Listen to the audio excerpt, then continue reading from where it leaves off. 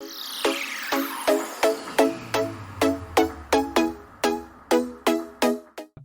let me just go to the last couple of questions. Um, oh yeah, I'll ask you this one. Do you have any practices or activities related to savoring life, appreciating nature, art, or religion? Briefly describe any of them and why do you find them valuable? Well, I like to run outside, so I need to be in fresh air, and I live in a suburban area where there are trees all over the place, and there are roads that are barely ever traveled, dirt roads and things like that. So I like to run in those kinds of places. That's one as far as nature. I love to go to the beach. I don't get to do it as often, but I like to I get whatever I can of nature whenever or wherever I can. Raining out and I can open up my window and hear the rain without the water coming in. That to me, I'm touching nature in some way, shape, or form. Um, Art, I occasionally do create some drawings or paintings and things like that. I've been, when I was a kid, I was drawing all the time and thought that I would become an artist when I grew up. But my father was a moving man, and he would bring me on these jobs every now and then to make extra money, like these weekend jobs. And one of them was in this big advertising company, Ogilvy and Mather. I don't know if you've ever heard of them, one of the Mhm. top ones. But we would move people. They would like take over a new floor in a building, and we'd move some offices from one to the other. But I got to see the offices where these people worked, like SOS Brillo pad kind of cartoons or Campbell's soup thing that they had designed or whatever. And I thought, I don't want to ever have to make an income doing art, you know? What's lost Because there? What's the trade-off?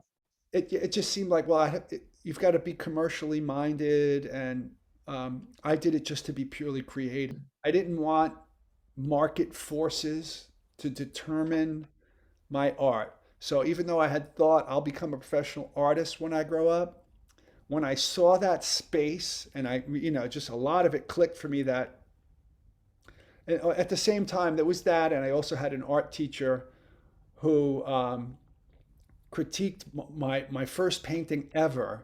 So I was a hippie at the time, and I made this psychedelic kind of thing, and Okay. like she criticized me about because it was maybe a little bit after the hippie era. It was like maybe right after Peter Max's art was no longer interesting or something like that. And I remember thinking, like, I just don't want my creative juice to be subject to this kind of thing, between her, my art teacher, and seeing those people who make money create art. You have to sell it to people. I just don't know. So it became a hobby of mine. So I still do that. I don't do it as often as I would like, but I do that. Religion, I will periodically still go to a church or something Yeah. like that, a temple or whatever. I, I, I engage in, spiritual practices all the time. So, what were some of the other Yeah, categories? I just said, save things related to savoring life. And so I said like as examples, appreciating nature, art, or religion, because those are things like people savor. Yeah. Yeah, I recently built a fire pit in my backyard, and Yeah. I will sit out there at night watching the fire. Yeah, yeah. Just the sounds and the heat and the Yeah, the whole thing, and it's mesmerizing, and it puts me in this mode of yeah. early mankind, rather.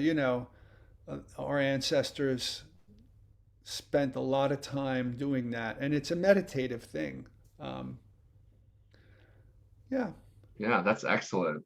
How important is community, friendship, or other pro-social activities? How often and in what ways do you participate in any of these things on a regular basis?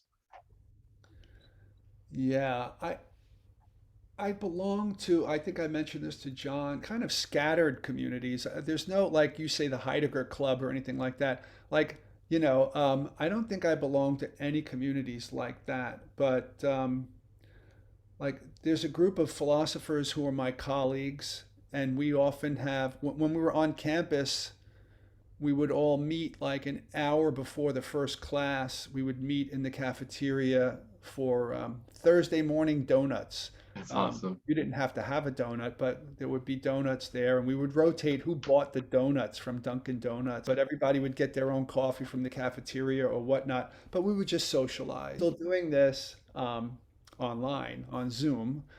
So I've got that little clique. I have a few lifelong friends. One of them I've been friends with since age 3. Our mothers Wow. were best friends. Another very good friend of mine was my friend in like since I was in the ninth or 10th grade. I've got a few other long-term friends from high school, but they're not my best friends, but we're still friendly. But my best friend, the one from high school, he became an expat living in India for a few years now. I don't see him often, and he doesn't like to do Zoom. So, but we communicate through, email and stuff like that. And he's on Facebook, and so am I. And so we're constantly kind of engaging there. So, I mean, I have a bunch of friends and my family and everything. But I also belong to, I think I mentioned this to John, philosophical counseling that I do. And so the philosophical counselors, we have a philosophical counselors connect thing once a month where we get together and just talk about what we do, or we might take turns doing it with each other as a demo for everybody else. In fact, I'm doing philosophical counseling later today at four Wow. o'clock That's great. with one of those people. Um, but I see them regularly, and and I like I'm also on the board of directors of the American Philosophical Practitioners Association, the APPA. They train and and certify people to do that. We have other meetings. We have an annual meeting. We've got the trainings that I go to. So I'm very connected with that group of people. I'm connected loosely with anybody who wrote a chapter in any of my books. So there's a lot of we stay in contact and we'll share information, things like that. But it's as you get older and you've moved and all your friends move and everything, your social networks get scattered. And I was just talking about this yesterday, I think, um, with somebody. But I have a kind of amorphous community, you know. Yeah, because you I value the relationships and you keep them alive. And yeah, there's all Yeah, these things attracting the most bright people away from wherever they are. They just want to move to a better city or go to a grad school somewhere or do like it's a such a and I it's a have a naturally community. fragmenting. Every week I'm meeting with the people at the meditation thing that I run at the Zoom on college. We used to do it on campus, but now it's online. So there's those people. I've got a variety of different little pocket groups, um, but I don't belong to a spiritual community. I think I mentioned to John that when I was a teenager, I was in a community. The three lead teachers eventually split apart, and that was like my parents getting a divorce. It was sort of traumatic for me. And once that happened to me, in my recovery mode, I think I mentioned this to John, I kind of probably was angry, and you get critical when you're angry of the thing that and so like I became critical and kind of allergic to spiritual communities, like that whole scene. It's almost like a cult, and I just like when I smell that at all, I don't want to like I don't want to be in the Heidegger cult or any kind of cult. I'm not in You the know, Heidegger cult either. I'm just using that as an Yeah, yeah, example. yeah, yeah. Yeah, I think that's a very kind of sane reaction, right? If a an animal goes to some place and gets pelted by bean bags every time they go there, they're going to not Right. go back to, even if it's the most beautiful place in the world, Yeah. they're not going to go back. And John used the term, I forget what it was, stimulus something or other, where you kind of generalize from the stimulus, right? You had I a mean, yeah, I've negative. done that in relationships. If you're in a really good relationship that's great and then it falls apart, then you go, well, maybe it's relationships that bad, Right, instead of right. saying like maybe I just didn't have the Exactly. skills and they didn't have the skills, Right. and you look at it more maturely. But like I admitted to John, I think that the absence of a spiritual community um, was maybe something that's been lacking in my, like I would like I've been trying to figure out a way to do that. For a while, for several weeks, I was doing these kind of philosophy cafe Hmm. podcast things on Zoom and then publishing them and everything. But the group was moving in it wasn't the right. It The just group's something. everything. Yeah, it just didn't seem to. I wasn't maybe I wasn't moderating it properly, but I'm looking for something. I want this. I need something like that. So great. So I'll just go through the last couple questions. And so, the next question: what are one or two salient things that John taught you about being wiser, aspiring, character, loving others, or meaning in life? Wiser. What were the other things? Yeah. So wiser, aspiring, character, loving others, or meaning in life. All right. Um, let's go through them one at a time. I love the fact that John is trying to figure out what wisdom is from a cognitive science point of view, and that he's turned me on to all the research on that. I didn't know that that was being done at all. And I think that's really important. Wisdom is distinctly different from knowledge. And philosophy is supposed to be the love of wisdom, but academic philosophy has become more like the love of knowledge and what on the kind of negative side of that, maybe even worse than that, what John calls is it philonikeia, which is the love of victory in argument and debate. And that's what, that's a lot of what happens in academic philosophy, right? You develop a niche theory, and then you defend it, and you fight others from the perspective of that theory, and you want to show that your theory is better than their theory. And when you debate with other philosophers at conferences, that's what's going on. It can almost be like a blood sport, um, and it's treated that way sometimes. When I was in grad school, they had a weekly colloquium where they would invite, big shot philosophers to the CUNY grads. I went to CUNY graduate school philosophy program, and going there, it was almost like blood sport philosophy. The person would give their paper, and then like the heavy hitters in the audience, who are big name people like Jerry Katz and Jerry Fodor and all these other people that John Yeah, mentions. you have a pedigree. I know all of these people. I remember Yeah, they were. actually when you said that on his show, I was Yeah, like, they were oh my. wow, I've read 80% of those people's like Yeah, primary works. That's amazing. Yeah. yeah, they were my teachers, Yeah, and yeah, that's amazing. but they'd be in the audience there, just listening, waiting for the gap, the opening. Photo would be there in the audience, intimidating the speaker, going like this while the guy was speaking. I've Like he seen used to do. He academics do literally, that. Yeah, these literally used echelons. Yeah. to do that. This kind of thing. And another guy, Steve Schiffer, for instance. These were all friends of mine. Yeah, yeah. At the time, but I remember a woman came. She was teaching philosophy ethics at the Borough of Manhattan Community College, which is part of CUNY, and it was like a tryout lecture because she wanted to teach at the grad center. And CUNY's got like at the time, like 17 campuses. So the graduate center would take people from, they would have these luminaries come in, but they'd also let people from the other colleges in CUNY teach a course there. So she wanted to do that. She gave a paper on ethics, and she did this kind of thing that, like, first of all, almost nobody at the graduate center cared about ethics. They all cared about philosophy of language, philosophy of logic, philosophy of science. That was it. Hmm. Anything outside of that was quaint, no longer relevant philosophy because we're doing this cutting edge stuff in analytic philosophy, right?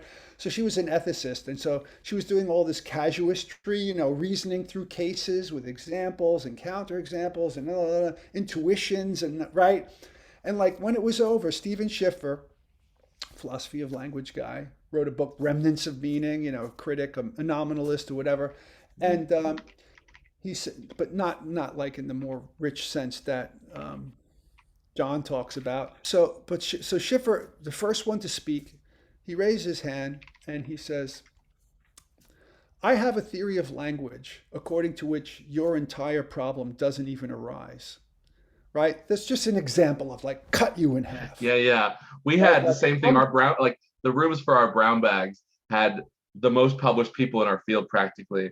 And then we'd get these local speakers, and they hated having a second speaker come twice. So there was a lot of new faculty from within a 50 miles driving range of our university. And sometimes, like I actually like wrote the letters to a few of these people. I said, please come. We would be so honored. That'd be so fun. And then just like whoosh, these like hammers would fly from the back of the room, and they would just eviscerate. And like I was kind of alluding to earlier, everyone would have 12 unique theories, and this person was just trying to bring this new idea or this piece of research. And it was actually like to the point where other graduate students would almost feel humiliated for the person and embarrassed yeah, because of the, like, it felt like from our point of view a lack of respect to these thinkers.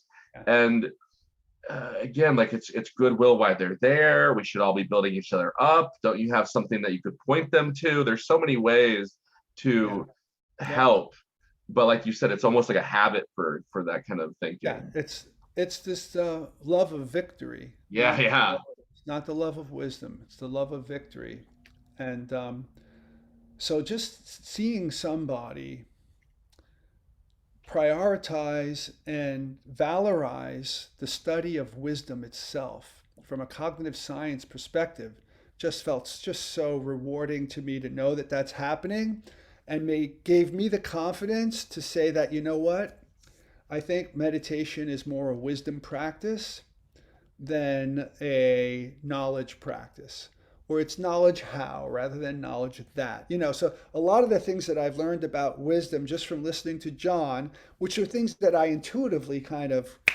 already got, but it just having the language for it and knowing that this research is being done on a highly respectable level just made me feel more confident to be able to speak that language, and know that I'm not alone in having those kinds of views.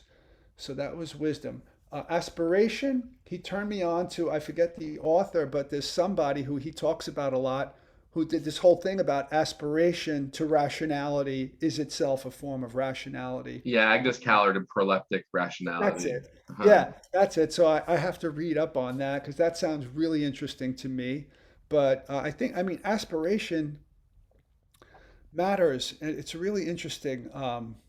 Just here, once again, hearing him valorize and speak intelligently in making a case for the rationality of aspirationality had the same kind of impact on me that it made me feel more comfortable being an aspirational being and acknowledge my own aspirationality. And like, I remember when I was it's an interesting example. I remember when I was thinking of going to law school, right? Because when I first majored in philosophy, I did it out of love and interest and attraction.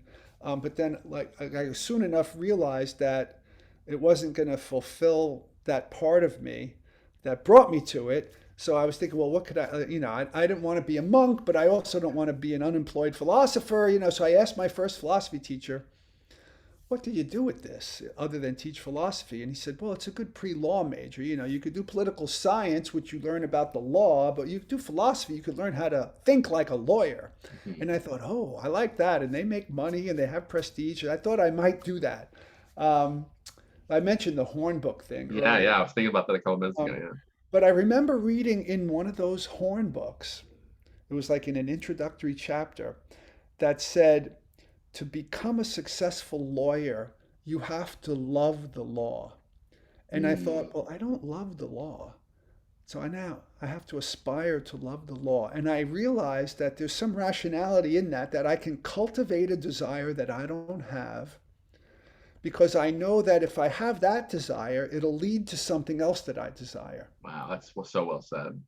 you know? Yeah, because And cultivating a desire, we think of desires as like they pop up inside of us. They're these right, and that's spirits, part but of the you're saying free like, no, will. no, I can, as a human, I can wish I had a care and cultivate that care and then become that person that I want to be. That's excellent. And that's part of freedom of the will, in my opinion, because your will is your motivational set, and I can alter my motivational set. Alicia Herrera talks about system dynamics, and in her like hermeneutic model of system dynamics, like intention is central, and the intention is what is pushing a lot of the feedback in the system from the agent's perspective. And so if an agent has intent, then they're alive, so to speak. Um, but again, that's not a very Cartesian, I it's not a think very intention. Newtonian. No, I think intention is everything because I think it's the key to free will. Yeah. We not only have intention, but we can have intention about our intentions. Wow. Yeah. Yeah. Yeah. I can want to have an intention that I don't have, and I can cultivate it thereby. Well, that's what Frankfurt said is like the good life is wanting what you want. If you're in that harmony of Exactly like, oh, right. I can reflect on my good. Yeah, I great. was about to mention Frankfurt. Right. Right. Yeah, he talks about what was that weird example about the drug counselor who would like to know what it feels like to crave a drug the way a drug addict does so that she can be a better Right. therapist. Yeah. Yeah. Yeah. That's a good Doesn't question. want that intention to actually succeed because the only way to get that intention is to take the addictive drug like Uh-huh. crack or something like Well, the that. perspective is Yeah, so the it's kind of, value. so there's all these weird issues about wanting intentions you don't have and Hmm. wanting them without wanting them to be effective and, all sorts of things. I love this subject. But so, yeah, so a lot of the things that John says about aspiration tie into my thinking about freedom of the will and aspiring to have aspirations you don't even have. That's That's brilliant what rational. you said. It, Yeah. it's bootstrapping, but it's not in a circular way that's No, because vicious. I can see you. Like you're older than me and you've been places I've been. So I can say I want your life, but what does Rick desire? Okay, well, I don't desire that, but I can desire his desires. And if I become that desiring being, then I'm gonna kind of have what I wanted. Right. And Once I want to love the law, even though I don't love the law, then I'm open up to, okay, what things could help me to love the law? Well, I love philosophy, so I could study philosophy of law and jurisprudence and all of that. Because I love the law, because I love philosophy and there's a philosophy of law, I can go through philosophy of law and learn to love the law. And that's what I did. That's what I did, and it worked. I could see the beauty of law, Law and is it's like like instead of logic. just taking your propositions, you're like, well, what would give someone that perspective to have those propositions? And it's such a different, like I can memorize great thoughts all day, but if I actually just pause and think like, what was Plato thinking that he would write the Republic, or what would Epicurus think to want to say live unhidden, then I can actually go much deeper than just like the saying. um, so yeah, what you were saying, that's So that excellent. was wisdom, aspiration. What was the third thing? So then character, loving others, or meaning in life. And Character.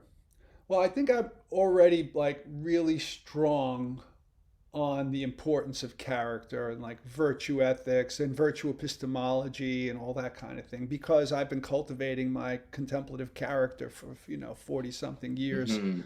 So, I don't think I heard anything new about character from John. Um, and what was the last one? Then just loving others, No, was loving others. Wasn't there or the one more? meaning in life, like which is kind of Yeah, open. Yeah. loving others. Okay, well, I've heard a lot of really nice philosophical framing about caring and about love from John and about agape as this, kind of all-encompassing thing that it's put it into a greater perspective for me. So I feel more comfortable, like I said, with wisdom and with aspiration, just having these frameworks articulated well for me. If I can understand a greater articulation framework for explaining something, then I'm more comfortable just embodying it and talking about it and speaking it myself. And Mhm. so, I mean, I've always known the value of love in my life, but it's not a topic that philosophers are very comfortable, Yeah, talking. yeah. Isn't it interesting though? But what you love says a lot about you. Like if I'm going to talk about ethics and people, then just knowing the five things that you care about the most tells me like so much about you. Yeah, and that's the character part, which like because of Frankfurt and everything and Buddhism, Mhm. Buddhism is all about Krisha cultivating to Karuna, isn't that a Buddhist saying? pardon? Turning Krisha to Karuna. I'm probably mispronouncing that. Trishna. Yeah, I didn't hear it clearly. Trishna is craving or thirst, and Yeah, Karuna is compassion. right. Isn't Yeah. there like a like that's similar to agape in that tradition? Yeah, I was about to say this reciprocal opening phraseology that John uses as a kind of descriptor for what love is or how it functions. Hmm. Love functions through this kind of reciprocal opening when you're in a loving relationship with somebody. I mean, I always knew that, but I never had it articulated in that way. So Hmm. it's really interesting. Like once again, I think when you've got this perspectival insights, see, being able to formulate propositions well the way that John does, that capture something in an explanatory framework, helps you to cultivate your own perspectival grasp on it, right? So there's a relationship between the propositional and the perspectival. Getting a really good propositional framework like John keeps developing with this kind of language like reciprocal opening, it's just such a great phrase, right? And when he talks about the dynamics of it, it's like it all resonates as true. So now my perspective on love has grown. Um, it has. He's Yeah. got so many of these insights. Just it's I mean I fell upon his stuff by accident in late Yeah. August. That's excellent. So in half a year, not even half a year, September, October, November, yeah, 4 months.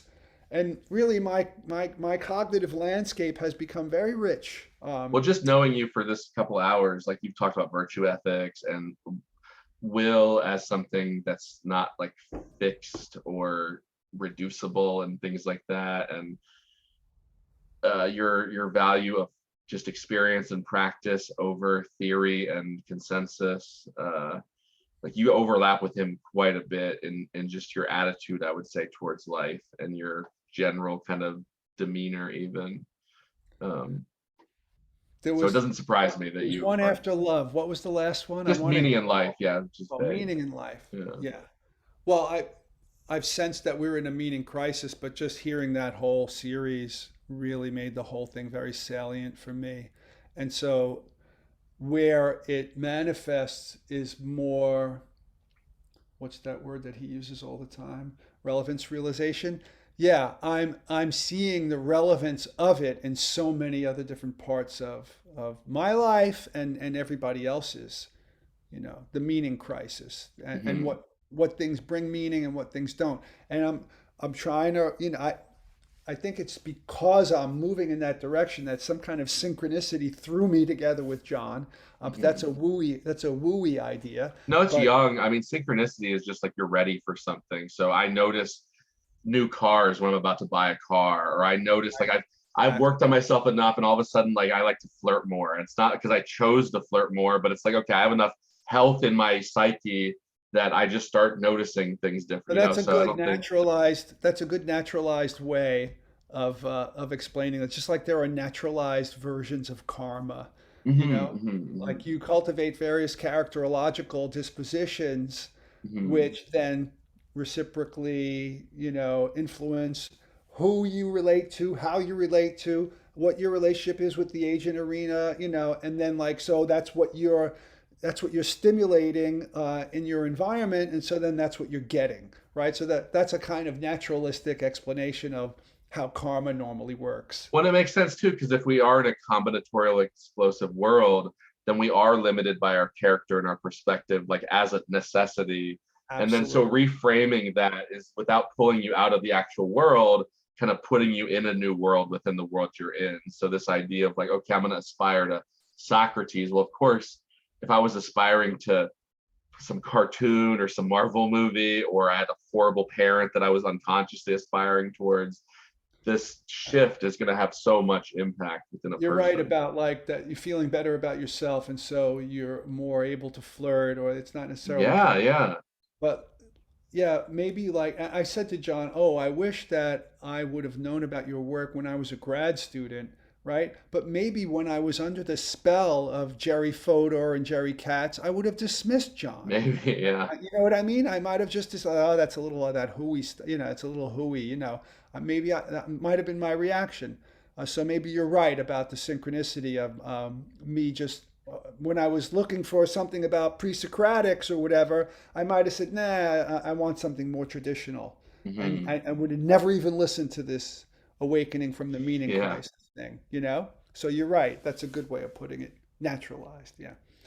I think anytime you can give a naturalized explanation of anything, you should, because that shows at least from the most minimalistic meaning perspective, it's meaningful, right? Like Mm. You can't doubt it. Yeah. the most minimalistic metaphysics is naturalism. So if you can show that something's meaningful within a naturalistic framework, that you've Mm. done justice to it, maybe not full justice, maybe to do full justice to something, you need something more like Kastrup's. But I think even he considers himself a naturalist in a sense. Um, you It's know, tough to be an ist when you're that on the cutting edge of anything because you're yeah, that's you're true. almost like leaving the categories. I think Jung has a thing that's it's like a more of an anecdote, but it's like the dark man has to leave the village to it's just trying to get at this like, well, if you're always within your social norms, of course you're not going to be doing anything creative, so you almost by definition aren't an ism if you're in these kind of new places, like, oh, wondering about where Castro fits in the history of philosophy or in modern culture.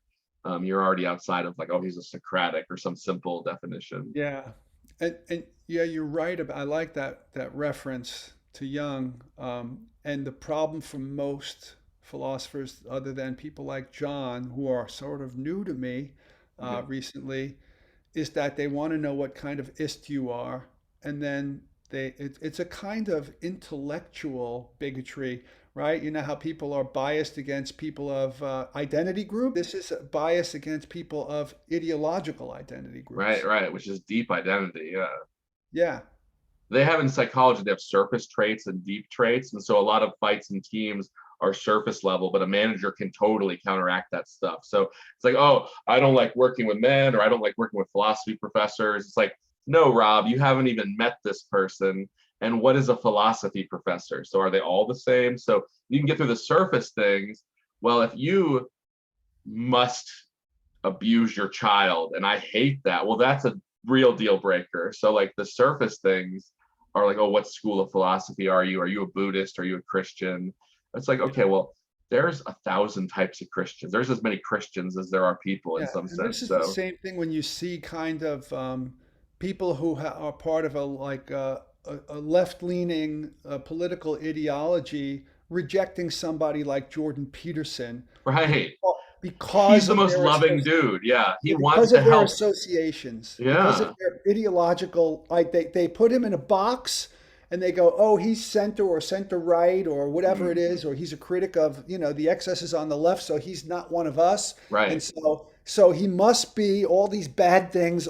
He's an alt-right adjacent kind of guy, right? So like that's the Yeah, same yeah. kind of thing, but it happens more narrowly in philosophy. Oh, empiricist, rationalist, this, that, oh, those lunatics, that kind of thing. Well, yeah, yeah. Well, I remember I was talking to two people that I think we both respected me and we enjoyed being around each other. And then we started talking about, and they used the term, they called me like a positivist because I was an organizational psychologist. And I mean, I appreciate positivism, but I don't think I would just, that's my only perspective or anything. And so they were kind of saying, like, well, you don't believe in this. And so you're missing. And I'm going, like, well, I kind of think what you're saying is really cool. So why don't you just tell me more? But they were like they were even only bringing that up because they thought I was like needed to be defeated or I was going to say something in particular, and like we were having an interesting conversation because of the assumptions. But if I would have bought into what they said I was doing, immediately would have just been like this stupid, oh, well, you don't believe in the experience, you think that just the mind is real, and they're going, you don't appreciate the mind, you only believe in what's general, and it just everything is eroded. Yeah, this is standard fare, unfortunately, Hmm. among many intellectuals who are highly educated, is to ironically, because it should be the opposite, but to box people into these ideological categories and then deal with the box and not what's going on in the real person. Because, especially like I'm very sensitive to this because I'll take wisdom or knowledge or procedures that are useful, anything I can get that's meaningful from anywhere that I can get it. And I'll quote people no matter what box they're in to people no matter what box they're in, even if I know that they're locked in a box. But that people will say, "Oh, that's Aristotle," but Aristotle's logic was, poo-pooed. Oh, Ayn Rand said that. It must be wrong. This Hmm. kind of thing. So, but I mean, there's wisdom and brilliance and insight to be found in every kind of box. I love the quote. It's in that last Yeah, writings that's book my. that says like God shines on the devil or something like that. It's saying like, look, you really can't limit where you're going to look. If you're going to be wide and you know, if the greatest being probably should care about the lowest being, then why would you, exclude people so quickly? Um, which is it's a That's a trap. You nice can't just metaphor. elevate everyone up to the perfect thing or to these great things. You should be kind of objective, but uh, there's so much to learn from, like you said, like I don't care if I love Ayn Rand, but maybe 10 of her paragraphs are really valuable to me. Or maybe, like you said, they'll help me know someone else so I can help them or relate to them better. So even if I'm not agreeing with Ayn Rand while I read her essence or something is useful to me. Um, and intellectually, Yeah. it also seems like suicide if you're just not willing to like come together or find value in other, like he uses the word interpenetrating a lot in his John in his work. It's like, oh, these things are interpenetrating each other. It's like, oh, well, that's different than saying there's this pure thing and this pure thing and they never touch. So do you know what kind of pizza a monk orders? What kind of pizza a monk orders? Well, when I was young and living like a monk, I worked in a whole food pizzeria as a volunteer, and the profits went to an orphanage. And so monks ate whole wheat pizza. That's that. When I was a monk, that's what I ate. Whole wheat pizza. Very nice. So the But this is that's a a joke very from, funny question. it's a joke from what John gave. He gave a joke, what kind of pizza does a monk order? And the answer is one with everything. Ah! Oh yeah, that's another joke. So the guy goes up to the the I'm going to tell this joke wrong, but the guy Yeah. goes up to the hot dog vendor and he says, "Make me one with everything." Like the Zen monk goes up to the hot dog vendor and Okay. says, "Make me one with everything." So the vendor he puts the hot dog with the mustard, the sauerkraut, the onions, the pickles. He gives it to him, and the monk gives him a $20 bill. I don't know if you've heard the rest of this. No, no. And he started to eat it, and he's waiting for his change, and he didn't get any change. After he finishes the hot dog, he says, "Where's my change?" And the vendor says, "True change must come from within." That's so silly. So that's part two to the pizza joke. I love it. Okay. Sense of humor is important during a meeting crisis. So the last two, these are just two fun questions to play with. What does John have in common with Taylor Swift?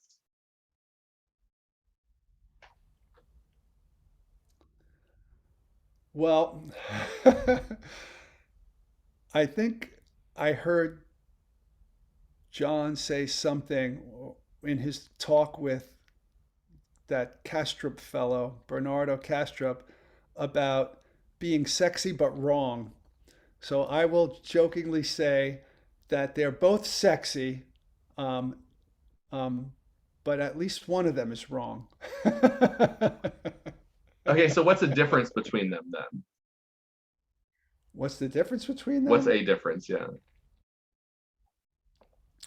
Well, their biological sexes is a very straightforward one. I do believe in sexual dimorphism um, as a basic feature of our species.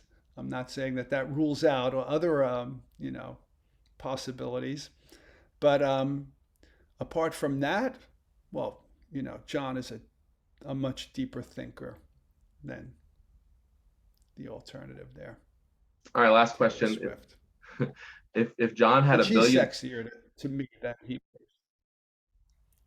I would agree with that statement in a purely physical sense. Uh, if John had $1 billion mysteriously donated to his project, what kind of world do you think that would look like? Wow. That would be a much improved world. That would be a world in which all the kinds of research projects that pop into his mind, my mind, and all the minds of anybody he ever talks to would all be fully funded. Um, and so a lot of what's just kind of stuff that he says, this is plausible and that's plausible and the other is plausible and that's plausible. He does an awful lot of plausibility work just to pave the ground, to create fertile ground for future research. All that research could be done if you had that kind of money to throw behind it. That's one thing. The other thing is all that kind of money could support those communities and networks of communities of practice ecologies that John aspires to help put together. That would happen. And I think maybe even like whole new academic disciplines like the philosophy of meditation, like all sorts of concretizations of these ideas could be manifested in society, and like you could shift. It could significantly, like the work that he's doing, it could help significantly repair, if not completely end, the meaning crisis. And it could, like, I'm very optimistic about what, like, I don't think that Bernardo Castro, was it in the second interview, round two, where each of them was asked to say what they like about the other person or something like that. Kastrup said that he thinks that John's work is the most important work being done today, um, the meaning crisis. And that if we get it right, if we instantiate or realize what's John's being aspirational about with that work, that could be the difference between humanity um, outpacing itself with its power and technology before it cultivates enough collective wisdom. And then human beings don't live as a civilization anymore, but just as like pockets of indigenous tribes somewhere again. I really do believe that that kind of work is, this whole new direction that John's work is pointing in is what's missing in our collective search for knowledge, truth, wisdom, progress, technology, all that. It's missing this tremendous meaning component. So yeah, that's what I think. Well, excellent. That was all the questions I had. We talked quite a bit, Rick, because I appreciate your perspective and everything that you've been talking about. Say like, oh, this is like wisdom in action or something like that. Or really, I think it could be like if John used this data or if a team used this data, then it's kind of cool because it's almost reciprocal to him because like he watches this from you and goes, I'd never thought of myself that way. Then there's this kind of feedback loop even happening to like the maker of the idea, so to speak. So I just find it fascinating.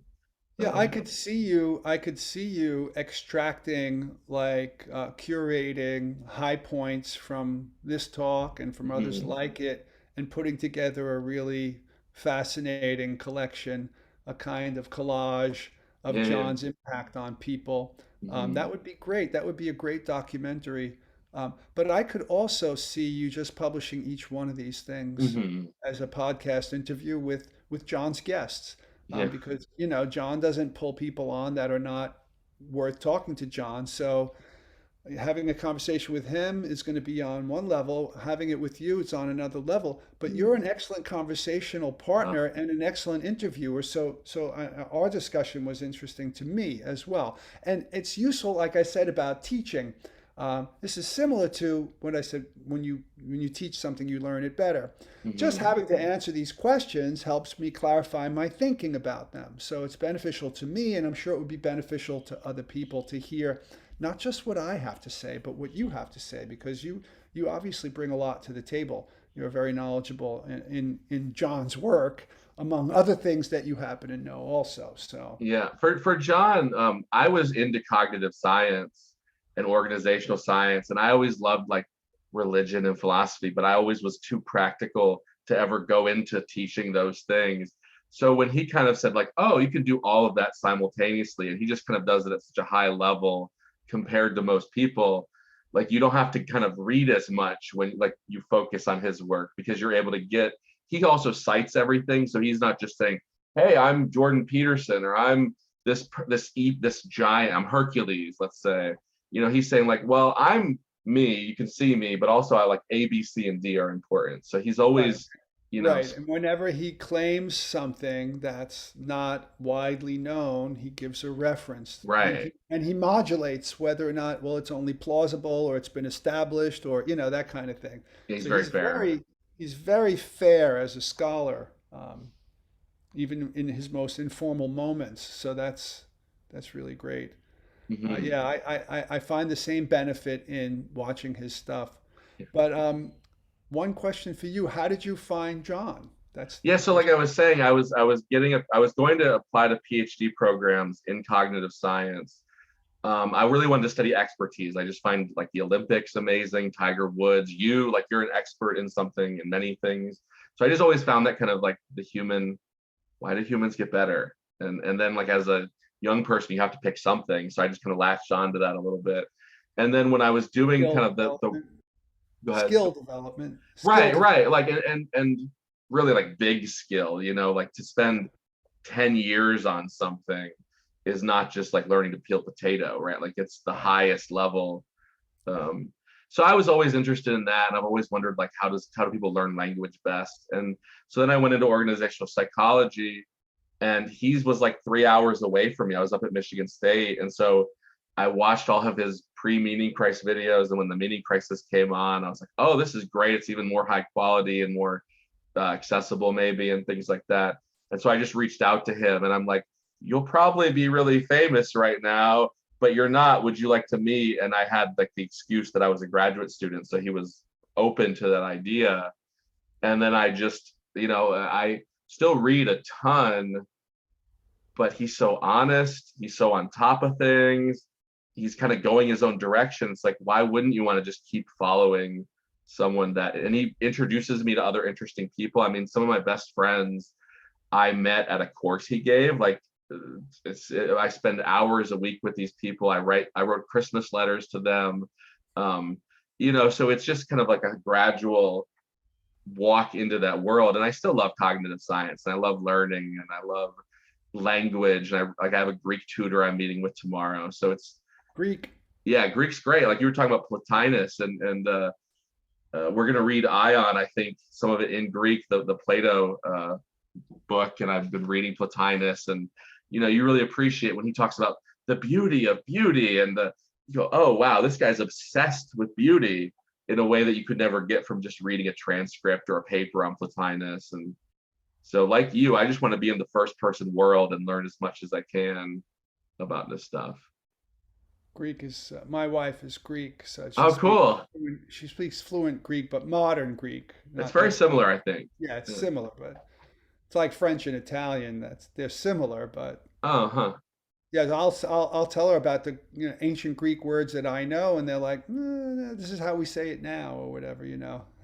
Yeah, yeah, and it's language expands you. So learning a little Japanese or a little Greek or a little philosophy, like I would say you're kind of a specialist in philosophy language. Like it's good to do that. Yeah, all areas of expertise have a jargon, which is kind of like a sub language. Yeah. Yep, jargon. And even just like I did some multilingual studies.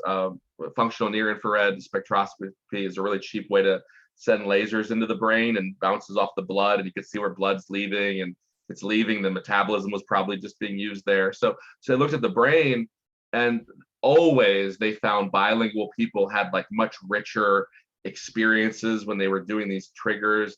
And the multilingual people were even more interesting. And the person I was studying under, one of the two researchers had been just studying language for like 20 years. So when he was speaking, it was this place of authority. It wasn't like I kind of wonder. He's going, oh, this is cool. Look at what's happening here. And so That is language is like, fascinating.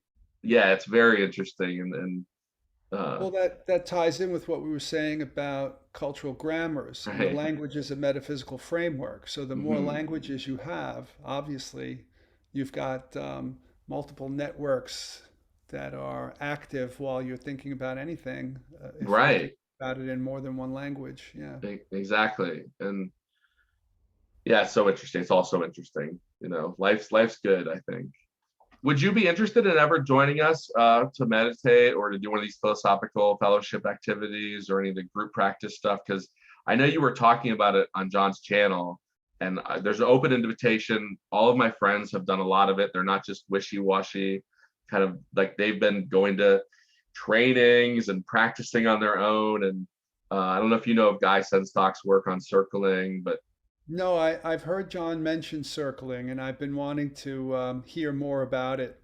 well, check it out. And if you ever want to just practice it, like I was new to it, and my friends do it much more than me. And it's another. I always think of all that as kind of group meditation, um, anyways. And it's fascinating. Some of the I'm constantly surprised, uh, and it's incredibly rewarding. Like the group stuff almost makes John's work like that's the baby step it should be going towards, because when it becomes social, everyone's winning. You're just constantly like, my friends know things about Christianity that I could never learn on my own, and they know things about Heidegger I could never know. And I guess I bring philosophy and psychology, or whatever I bring, and we're just constantly.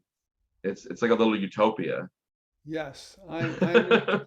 I'm interested in all of that. So we'll be in touch about that, Robert. Well, great, Rick. I think we've had a great talk, and I just supremely appreciate talking to you. So thank you so much. Likewise, my pleasure. Nice meeting you, and beginning of another friendship.